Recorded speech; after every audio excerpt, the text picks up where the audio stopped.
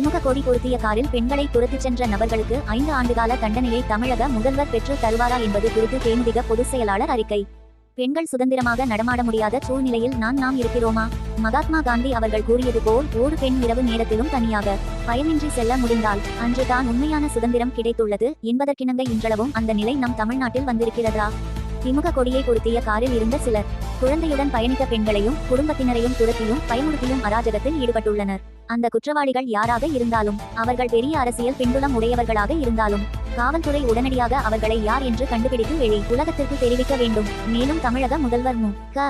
ஸ்டாலின் ஒரு பெண்ணை பின் தொடர்ந்தாலே 5 ஆண்டுகள் சிறை தண்டனை என்று அறிவித்திருக்கிறார். திமுக கொடியை பொருந்திய காரில் வந்த நபர்கள் அந்த குடும்பத்தினரை வீடு வரை சுற்றியும் பயமுறுத்தியும் அராஜகத்தில் ஈடுபட்டுள்ளனர். எனவே முதல்வர் அவர்கள் சொன்ன 5 ஆண்டு கால தண்டனையை முதல் வழக்காக இந்த நபர்களுக்கு வழங்க தமிழக முதல்வர் காவல்துறைக்கு ஆணையிடுவாரா?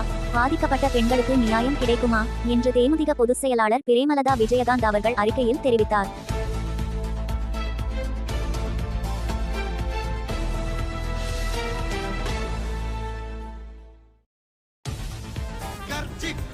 சிங்கமடா குணத்தில தங்கமடா, அண்ணன் என்றும் ஏழைகளின் மன்னனடா, ஆசி வழங்கும் கலியுக